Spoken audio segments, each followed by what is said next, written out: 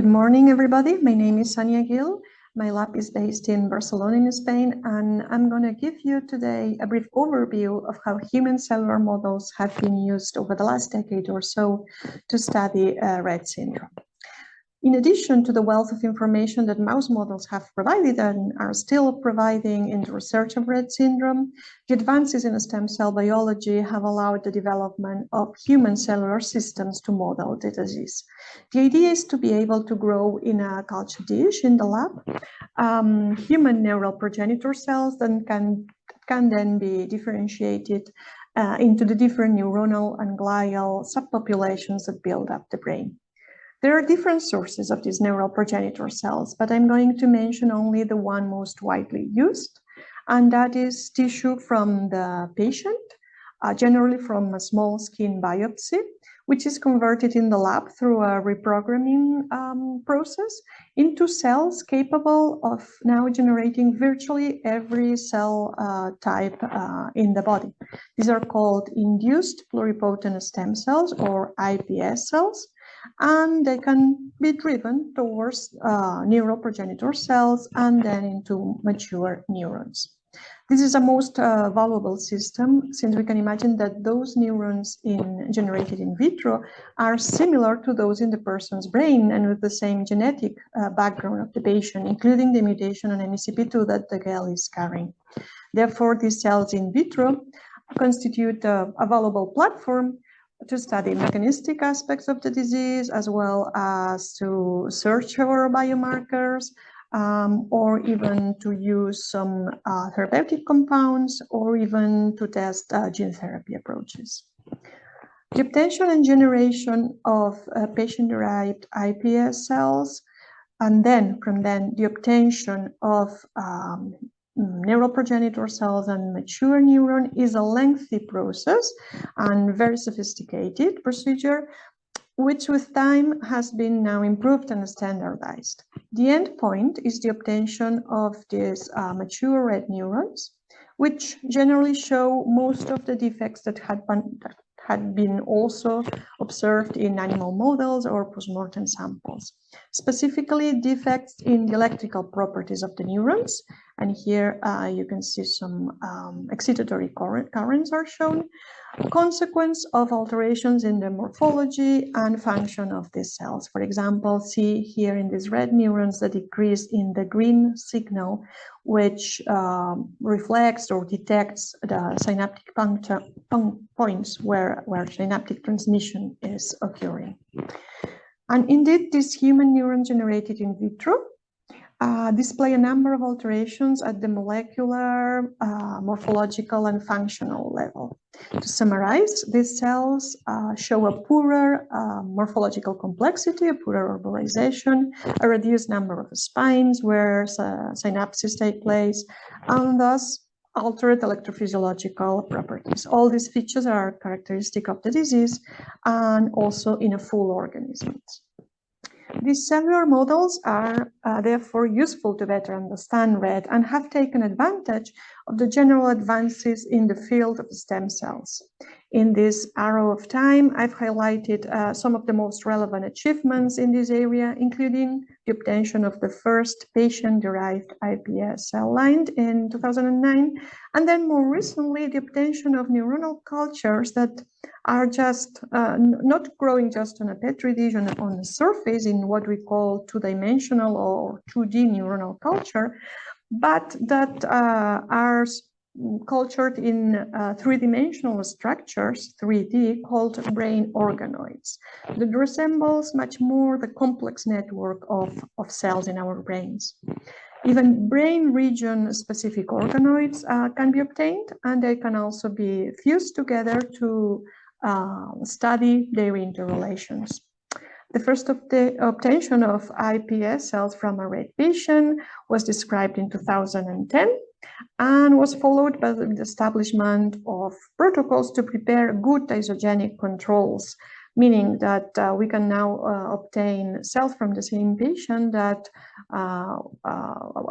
one cell line will be expressing the normal MECP2 and the other one will be expressing or using the mutated version. So these are like perfect controls for study. In the following years, a number of labs have focused on the characterization of these cells in 2D cultures, and from 2016, 3D cultures were developed, and soon after, red organoids have been reported. More recently, some studies have achieved diffusion of different brain-specific organoids corresponding to different brain regions, and it is expected that soon the vascularization and also the incorporation of blood-brain barrier mimics will be implemented in this red cellular model. So altogether, the idea is to achieve the most realistic physiological environment. So let's look at some of the examples, some examples of the works that show how important these systems, how important information these systems provide. Here I'm showing some results from the first study in red iPS-derived neurons, showing reduced neuronal maturation, reduced calcium signaling, and impaired firing activity, all indicative of functional defects. Let me highlight here the fact that in this study, treatment with IGF-1, which, as you know, well, trofinetide is an analog of IGF-1, here too showed the ability to recover some of these defects. 2D cultures of neurons from iPS cells are also a good platform to test or screen a high number of compounds with potential therapeutical efficacy. In this study, for example, candidate drugs were first assayed in these human neurons in vitro, and where the electrophysiological and morphological features were recovered by some of them. And then the good candidates were then tested in vivo in animals, also showing some positive results. The test of potential therapeutic agents can be sometimes a consequence of the molecular data and studies that iPS cell-derived neurons can provide.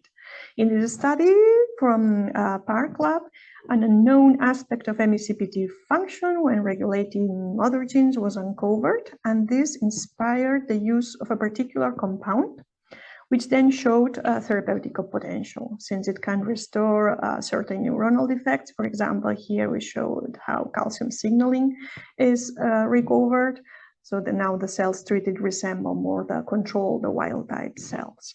Also, very recently, the Yenish lab has used similar to the two-dimensional models to assay a strategy to recover MECP2 function based on the manipulation of certain DNA modifications, certain features, and certain factors that bind to chromatin to reactivate the X chromosome that contains the normal MECP2 version of the gene.